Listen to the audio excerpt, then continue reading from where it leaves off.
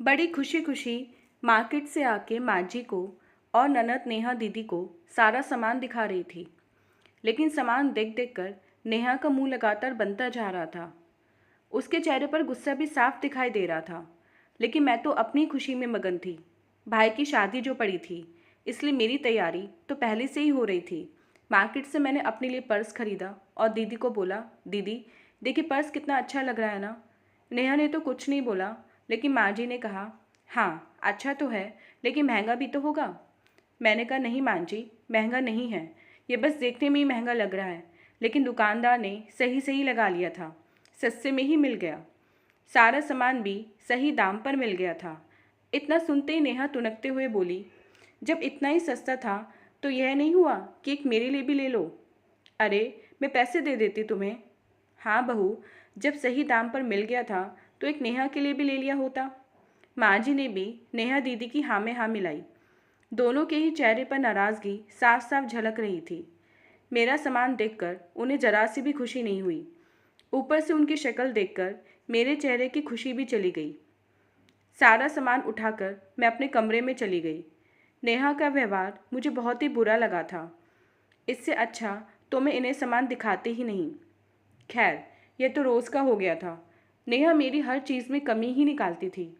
सारा सामान रखकर मैं किचन में खाना बनाने चली गई।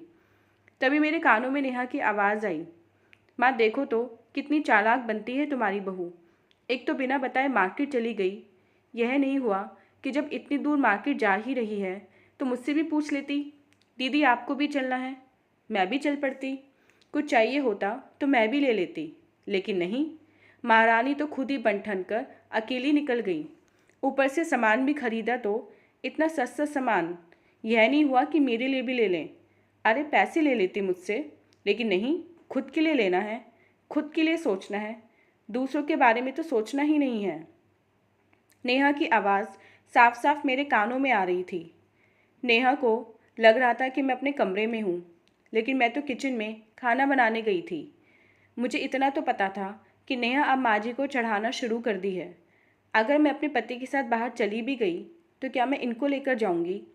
क्या मेरा इतना भी अधिकार नहीं है कि मैं पति के साथ कुछ देर अकेले में बिता सकूं? हर जगह इनका साथ में लेकर चलना ज़रूरी है। और ऐसा कौन है दुनिया में जो अपने लिए कुछ खरीदेगा तो सास और ननद के लिए भी सोचता है? क्या सास कभी अपने लिए कुछ खरीदने से पहले बहू के बारे में सोचती है? ननद भाभी के बारे में सोचती है? दीदी को तो न जाने कौन सी चिढ़ हो गई थी।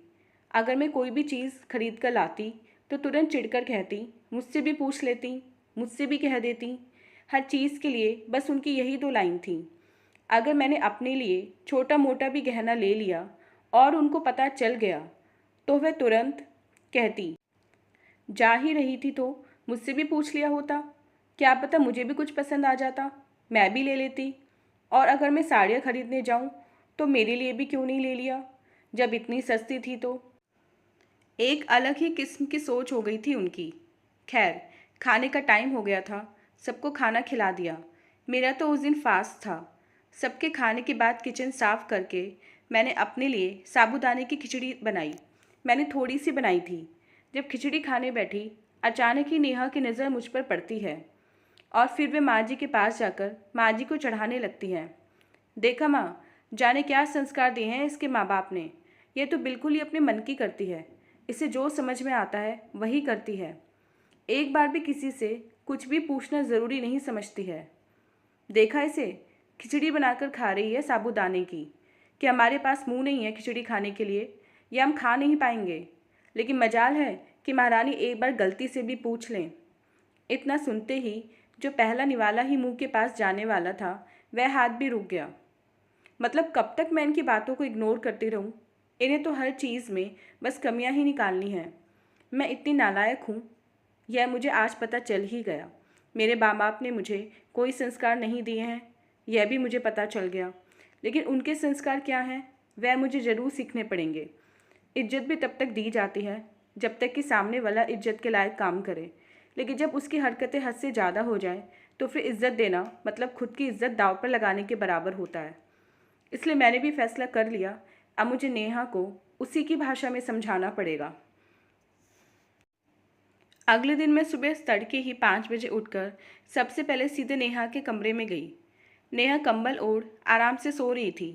मैंने लाइट ऑन किया और उनकी सुकून भरी नींद को देखकर शुरुआत भी यहीं से कर दी। दीदी को हिलाते हुए मैंने उठाया। दीदी, दीदी, क्या है, क्या हो गया? मैंने कहा, हुआ कुछ नहीं है। वह मैं पूछ रही थी कि मैं फ्रेश होने जा रही हूँ, आप भी जाओगे क्या?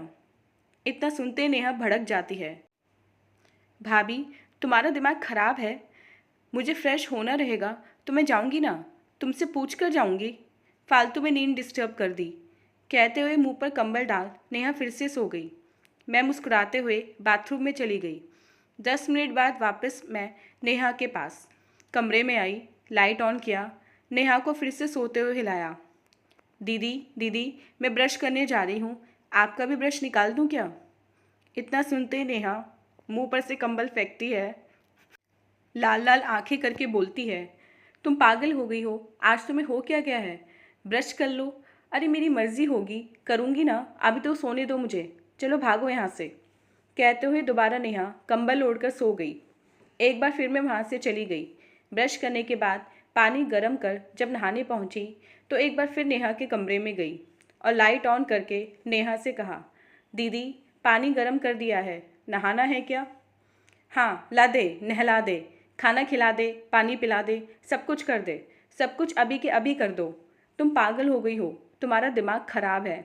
आज सुबह सुबह किसका मुंह देख लिया है? पूरा दिन ही बर्बाद करके रख दिया है तुमने। अब गलती से भी मेरे पास आना मत। धमकी देते हुए नेहा फिर से सो गई। नेहा काफ़ी चिढ़ गई थी। उसकी चिढ़ देख मैं खुश हो गई थी, लेकिन बहुत ही मासूम सी बनी पड़ी रही। 7 बजे तक घर के सब लोग नहा चुके थे और सुबह की चाय के लिए नरेश, मांझी, नेहा दीदी सब लोग हॉल में बैठे थे। मैं भी तब तक पूजा करके फ्री हो चुकी थी। चाय चढ़ाने किचन में गई कि अचानक ही दिमाग में कुछ आया। मैं वापस फिर से नेहा दीदी के पास गई और बोला, दीदी मैं किचन में जा रही हूँ चाय बनाने, चलना है क्या? इतना सुनते ही नेहा हाथ का रिमोट दूर फेंकती है। रिमोट के तो टुकड़े हो चुके थे और गुस्से में कहती है, माँ, तुम्हारी बहू या तो पागल हो गई है या इसकी कोई पुरानी बीमारी उभर के आ गई है। आज सुबह 5 बजे से इसने मुझे तंग करके रखा है। कभी ब्रश के लिए पूछ रही है, कभी नहाने के लिए पूछ रही है, कभी चाय के लिए पूछ रही है, कभी टॉयलेट जाने के लिए पूछ रही है। छोटी बच्ची हूँ मैं? माँ समझा दो, मेरे मुंह न लगे, वरना फिर इसके साथ जो होगा वह खुद ही समझ लेगी। पागल कर दिया है आज इसने मुझे, न जाने पूरा दिन कैसे कटेगा।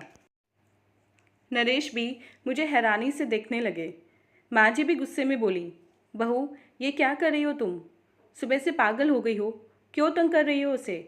छोटी बच्ची है वो, तुम्हारा बचपन अभी तक गया नहीं।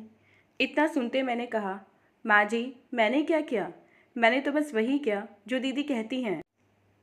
दीदी कहती है ना कि मैं कुछ भी करती हूँ तो उनसे बिना पूछे कर लेती हूँ, उन्हें पता ही नहीं है। इसलिए मैंने आज डिसाइड किया कि अब से मैं जो कुछ भी करूँगी वह दीदी से पूछ कर ही करूँगी, जैसे कि दीदी चाहती हैं। मैं तो उनकी आज्ञा का पालन कर रही थी, इसमें मैं खराब कहाँ से हो गई? अब तो मैं वही कर रही थी जो दीदी चाहती थी, फिर इसमें बुराई कैसे हो गई? दीदी तो चाहती थी ना कि मैं कुछ भी करने से पहले उनसे पूछ लूँ या उन्हें बता दूँ। तो मैं तो सुबह 5 बजे ही उठती हूँ, तो उसके हिसाब से मैंने दीदी को बता दिया। अभी तो 7 बजे हैं। इतने में ही ये नाराज़ हो गई। फिर पूरा दिन और फिर रोज़ का दिन तो अभी बाकी ही है।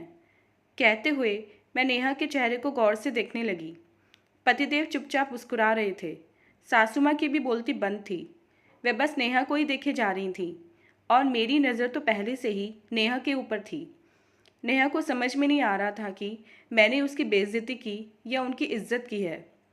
फिलहाल मेरी बातें सुन सबके सामने वह शर्म से पानी पानी ज़रूर हो गई थी।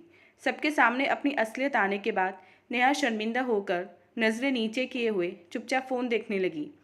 मेरी बातों का उसके पास कोई भी जवाब नहीं था।